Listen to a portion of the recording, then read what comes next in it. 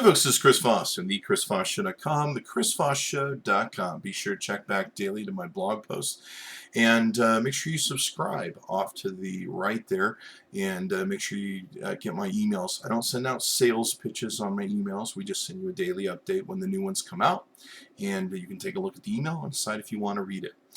Also, be sure to call my consulting firm if you need help with social media marketing or just business consulting in general. 20 years of business, probably know most of it. Some of it. One thing I want to share with you here, there was a big thing erupted on Twitter, fairly big thing we should say, about a price chopper situation. There was someone who put out a tweet, and the tweet wasn't very negative. It wasn't very slanderous, as it were, but it talked about how they went to Price Chopper, which I guess is a store somewhere in America that's a fairly popular, large chain, and in going there, they noticed that a lot of their fruit section didn't have enough fruits, or maybe there was empty parts to it, all that good stuff. And they put out a tweet to this effect. They said, well, I understand why they're not as successful as maybe another store because they don't have a lot of different stuff on their shelves. Something to that effect, roughly. It turned into a huge kind of PR nightmare, of course, for Price Choppers. And I'll put a link to the original blog that reported this story and came out with it, and some of the progression of the comments are pretty interesting to read too. Anyway, it wasn't that negative a tweet really when it came down to it, especially some of the stuff that I've seen. But what ended up happening was someone from Price Choppers ended up calling up the employer who was listed on the Twitter account of the person who tweeted out the message, and basically put them under threat of their job, which is pretty interesting. The employer that was listed on the Twitter account had nothing to do with the company called Price Choppers. Now, what happened to this is the blog that was posted that you see below this video, they initially were accusing Price Choppers, or suggesting, maybe it's a better word, that Price Choppers' PR department had horribly misjudged handling the situation, and had, instead of trying to resolve the issue with the person who was putting out the negative tweet and trying to solve the issue there, they went and attacked his job. Well, eventually, after enough of this was going around, Price Choppers picked up the story, their PR department, and was kind of dumbfounded as to what was taking place, because no one in their department, evidently according to them, was responsible for calling the tweeter's employer and trying to get them in trouble. Real interesting story here. And so Price Choppers did the best they could. They did a pretty good bang-up job for as far as I could see, but they were very stumped as to what had taken place and why it had taken place. Turns out, after several hours or all day of this transpiring, the employee who was responsible, that worked at Price Choppers, for attacking the bad tweeter and calling their employer and threatening them, I guess in some way, shape, or form, was not someone who was in the PR department, was not someone who I think was even in their management. It was a rogue employee, if you will. And it was an employee that thought that what they were doing was right. I'm sure they felt like they were defending their livelihood, their income, and their company that they were lied to. But in that case, it was a very rogue employee. Now, we talk a lot about in social media about how, okay, well, companies need to have, the right contracts, and they need to have the right PR people, and here's all the steps they need to do when they are going to address negative issues in social media. Here's a perfect example of that one coming right out of left field. A rogue employee decides to take the matter into their own hands instead of leaving things to the PR department. And now it's a bigger PR mess than you can ever imagine it being, unfortunately, for the company. So the thing I want to talk to, and I've talked this before in my blog posts, you can search for them on the chrisvossshow.com, that basically talk about negative tweets can get you sued, they can get you in trouble. In one case, someone's actually been killed over their tweeting. So it's very important that you realize the implications of what you say. There's an old Will Rogers saying, I believe Will Rogers is the one who said it: if you can't say something good, don't say something at all.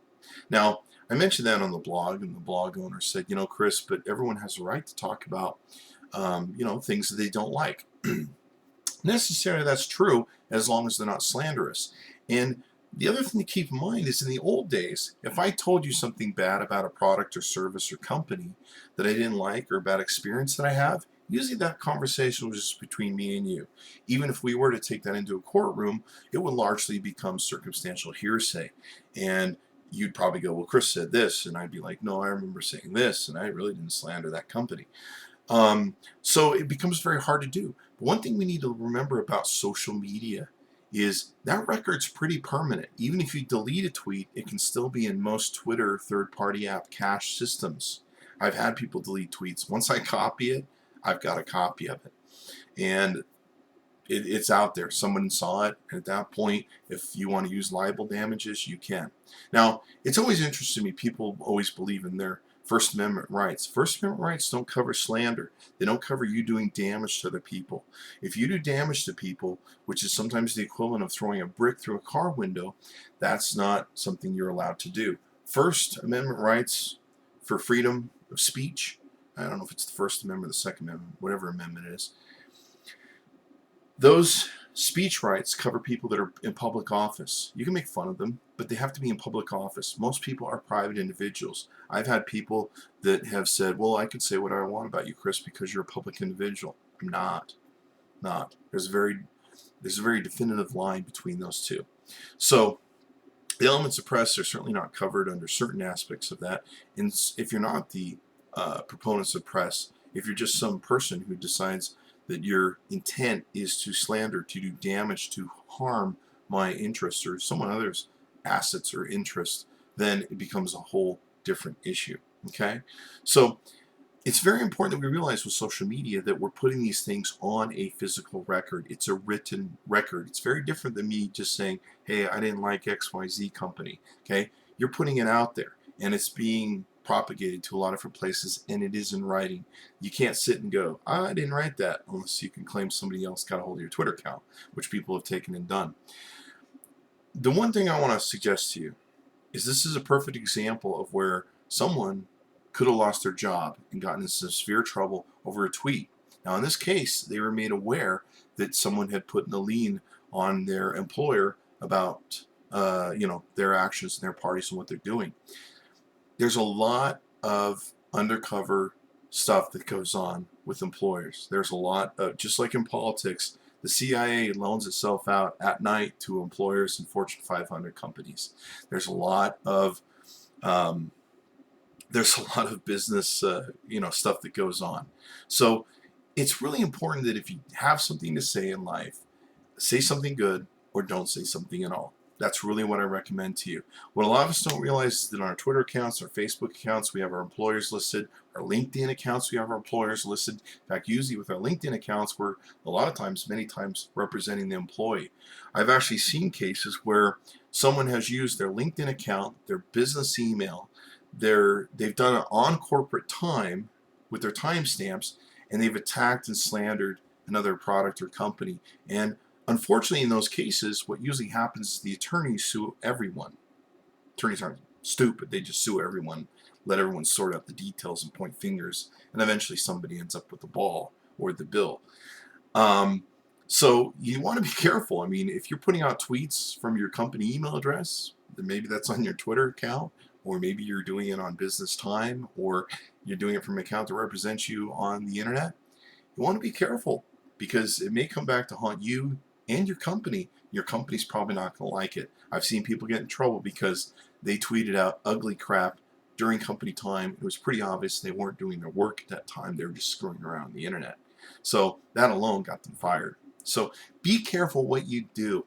Always operate with the best intent as much as you can. Be careful what you say because it can come back to haunt you. If you have something negative to say, don't say it at all. I've actually seen people that have put up negative stuff about their employers on Facebook and Twitter and LinkedIn and broadcast it very loudly. Guess who has trouble finding a job after that? Okay? Be careful what you say. If I can go back 10 to 20 years and see that you publicly out or you publicly bash companies that you've worked for every time you work for a company, I'm not going to hire you. Keep in mind that physical record is out there, especially with everything else we're doing. You're making physical records that are written everywhere on social media. So be careful. 10 to 20 years from now, you may knock IBM. Maybe 10 to 20 years from now, you decide that you want to get a job with them. IBM looks up your record and goes, wow, this guy said a lot of ugly stuff about us a long time ago.